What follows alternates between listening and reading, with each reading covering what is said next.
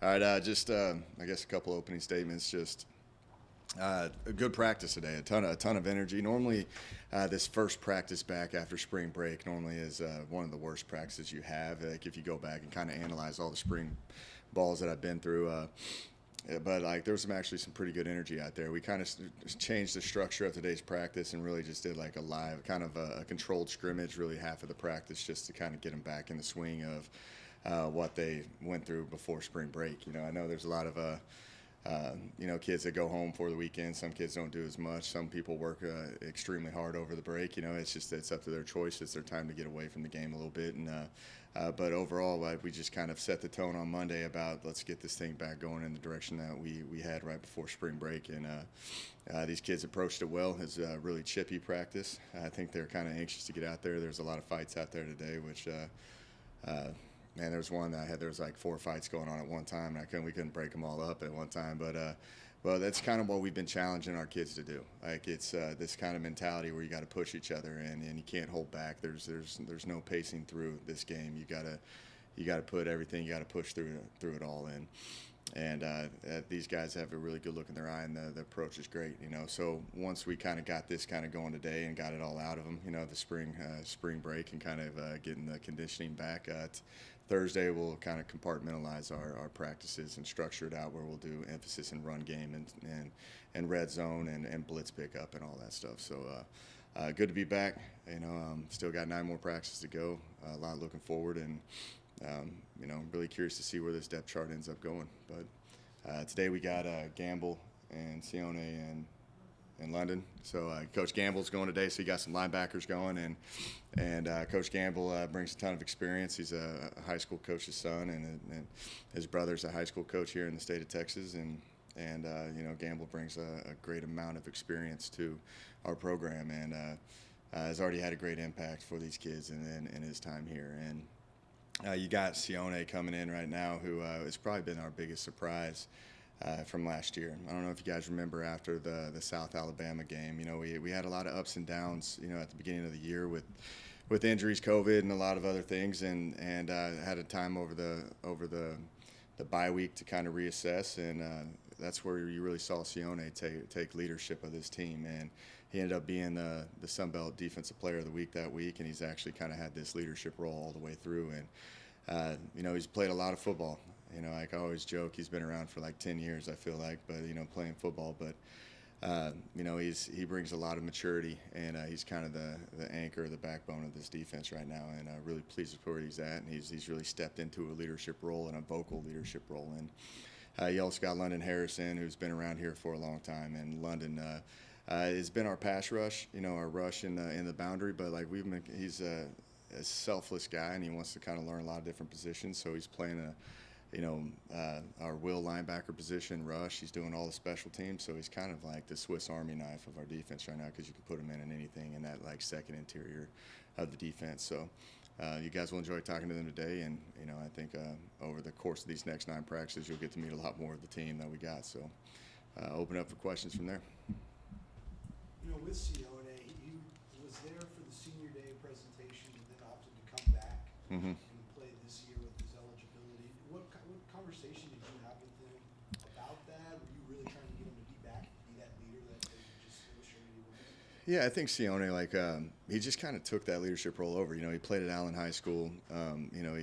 He's been around winning programs. He knows what it looks like, and it's a very difficult game, especially at that position, because you're like in a confrontation, a combative fight every single snap, and it's a lot of wear and tear on the bodies. The off season is long. He's now in his 6th. I think this is his 6th spring ball. I think he enrolled early. That's a lot of football, and we had talks about it, and I told him he's always welcome back, and I thought that those last really kind of 8 games of the season, when he kind of just flipped the switch in that South Alabama game, he had a ton of fun playing the game. It's the most fun I've ever seen him have, and I think he enjoys the game a lot. But he understands there's a lot that goes into it, a lot of work. And we kind of had a discussion how we're going to take care of his body as best we can, because he doesn't need to prove anything to us. He just needs to stay sharp and be the leader that he is. And really excited that he came back because he has a lasting impression on our defense and this team. Yeah, Coach, what was kind of your reaction when he told you he was deciding to come back? Well, he came in and pulled the whole thing where he was like acting all down, and like I was like, oh God, like I guess he's moving on, with his whole deal. And then he told me he's coming back, like it was like a joke. And then I thought he was messing with me there for a little bit, and then we hugged it out afterwards. So it was a good deal though, he's big on family, he's big on team camaraderie, he's just big on trying to be the first to go to a bowl game at this school in the school's history, and that's the goal that he wants to set for this team, and just excited that he came back. How big is it to have somebody like that, kind of leading the defense and just kind of being one of the leaders of the team, knowing that, the goal for you guys is pretty clear? You mentioned the bowl. Yeah, when I got here in 2019, we didn't have very many guys speak, openly. We had a couple of them. You had like your Aaron Brewer and Brian London, and there was a couple more here and there, and then Gavin Graham took it kind of the next year. But like we haven't had this many guys that want to vocally stand up and talk, and that was something that we were kind of lacking last year at some point, and then he ended up being the guy that stepped up. And I can't tell you the importance of a guy that can lead on the field by example and just play hard and have a tone and an edge of just his physical ability to play the game, but also that just vocal leadership where people are going to lean on you and just be able to just lead people in the right direction, man. And that's what he's capable of doing, and I think that's very tough to replace. It's very tough to find, because you can't just force someone to be into a vocal role, especially if they may not have the respect of their peers. And he's got the respect of their peers, and when he talks now, they listen. So it's I can't tell you how important that is to have on a team. There's been some separation now between the end of the season and now. Considering how that season went, does that change what you initially thought where this program was at when you first took the job, or I don't know, how's that? Yeah, there's been a lot of obstacles, I guess you could say, that we've gone through over the past 2 years. COVID and eligibility freeze and transfer portal, and I think that we've done a really good job at it, addressing today's time in a pretty quick manner. Like what we did a year ago, the entire country's doing right now. And we haven't had any attrition with anything with our recruiting tactics, and we can still bring in, and I'm still planning on bringing 16 to 20 more guys in right now for depth, because you never know what's going to happen with this transfer portal. You never know what's going to happen just with the eligibility freeze. Like we had a kid that can actually, and I'll tell you guys later the name of it, but he can actually probably get his 8th year of eligibility, if you think about that. So it's there's a lot of ups and downs that you kind of work through. And when he first got here, we were a very senior heavy team, and I think I can't remember the exact number, but we lost around 40 guys that year. And after your first year, you can only brought in around 10 guys that first year. So you just kind of weather it. I always look back at 2019 as a year that gave me the opportunity to see how the Sun Belt is and see just other facilities and how other teams are, and just kind of get through that whole, what do we need to compete at a high level? And we needed to get bigger, and we need to get more depth. And I think over the course of the last 2 years, we've gotten a lot of depth. Now, we've had a lot of issues with COVID. We've had issues with injuries. And now I think we're probably one of the more experienced teams in the country, in terms of kids that have actually played. So I think where we were at, when I first got here till now, there's just been a lot of moving parts and a lot of new, up to today's times. And I think it's still going to change. I think there's so much more on the horizon that we got to just make sure that our staff and everybody's on the same page and making sure that we're doing the things the right way. Trying to rack my brain, thinking who's played 8 years. Maybe Binky Coleman. When they said that one, I was like, wow. No, but you just said 16 to 20 more guys possibly being added. At the beginning of spring ball, you were saying 5 to 7 commits that were going to be added over the summer. Now, is this 16 to 20? Is that a lot? Those commits included, or is there a lot of walking? It's with those included, and we're still going to bring in walk-ons as well. But it's like you have to save spots in case there's attrition, with the transfer portal being like the deadline on May 1st, you got to make sure that you're kind of working your way through that whole, just in case, the what if plans. Our director of player personnel, Connor Anderson, drives me crazy at times because he's always doing the what if deal, and I appreciate it so much because, like you could lose 4 linemen, you could lose 8 linemen, so you can't have a mass exodus, and I've seen that happen to other teams in the country. You learn from other teams' mistakes or other teams' issues that they're put in, and you just got to work your way through it. So we still have a lot of initials left, but we're not going to take a guy just to take a guy. They've got to have either make an immediate impact on your team, or they've got to have years where they can develop underneath and make sure that you balance out your classes correctly. So there's a lot of thought behind it, and there's a lot of unexpected things that occur just throughout the process of it too. Kind of a fail-safe. Get a bunch of those guys in case others hop in the portal before May 1st. Yeah, and we're not expecting that, but you never know.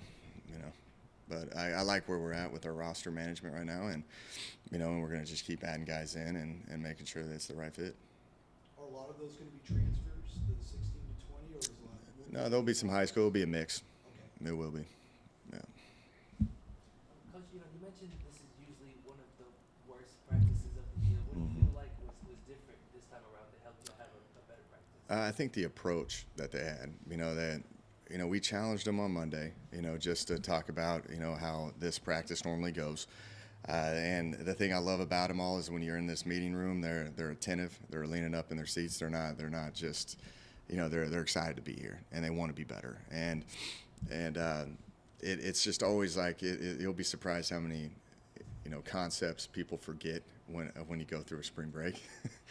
And we kind of did some calculated meetings with them all, and I just liked how they are approaching this whole thing. And they went out there, and if one guy's going through the motions, the other one's getting after him pretty good, where he's going to have to elevate his play. So they're actually making each other better. We're talking to some linebackers today that were important for you last year. You got some good continuity at linebacker despite losing some guys. But how much is the defense itself going to change? Like, these guys are coming back. You get that experience, the same experience in the same system. Is the system going to change, or is it kind of the same approach that Zach Spavital has had? Yeah, there's a lot of the approach, and Gamble can talk to you about more of it, but we've added a lot more variety with what we're doing, and that's the what if plan too, like we're in a 3-down defense, we're in a 4-down defense as well, and we're doing a mixture of all that right now. So we're ready for anything. There's a lot of variety of the coverages too, and how they disguise it. So this is also a time in spring where you can kind of tinker with new things that are going on as well. And there's some good additions that they've done, especially in the back end, on how they can disguise of what they did. I think the coverages that they do are very unique. It's kind of in that whole family of like what Baylor runs, just kind of that scheme, and what Lafayette's kind of done in the past. They all kind of come from the same tree. So you're seeing the kind of the answers off of it, and how you can disguise coverage and move in and out of it. But at the same time, if you can put 4 D linemen out there that can go get the passer, then yeah, we're going to do that. But if we're kind of in one of those issues where we're not, we can get into 3 down and we can muddy it all up if we need to. So it's a lot of the same stuff we've done. It's just we're trying to get who can do a certain position, do a certain job, and can do it at a high level. And what's going to be our best 11 that we put out there. It could be 4 D linemen, it could be 3 D linemen. We just got to figure that out. Which they got a pretty good grasp of it already, because we return a lot of guys right now. So. Something that I heard that's been talked about is sideline to helmet communication. I love it. The coach and the quarterback. They did a trial test with Stanford and Grambling. Yeah, we get it next week. Really? Mm-hmm. So obviously, is it something that you're a proponent of? Do you Oh like yeah, it? I love it.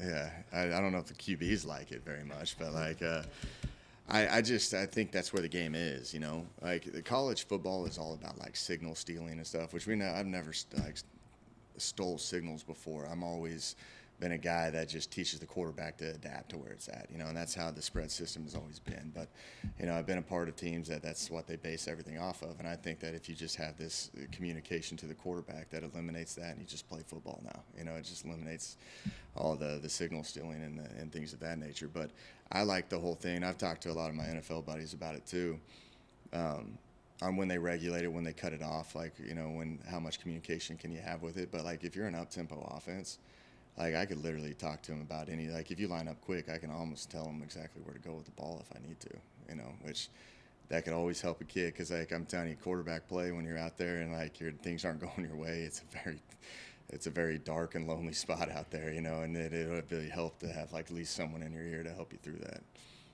I can't wait for it. Like we were running around the office yesterday or a couple days ago with the helmets on, and I was seeing how far it could stretch, but it's a pretty good deal. So it's happening? I hope so.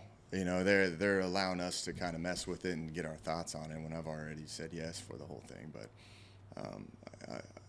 ask me after next Saturday, because I'll get the call a Tuesday, Thursday, and a Saturday practice with it all. So I'm gonna love it, to be honest with you. So it'll be pretty good. The Saturday after the spring game? No, it's before. We're gonna do the week before the spring game. So Might be available then for the spring game. if they'll let me have it, you know, yeah. It's interesting, just the whole fiber optics of it all and how it works, and you know, way out of my league. I just want to talk to the QB.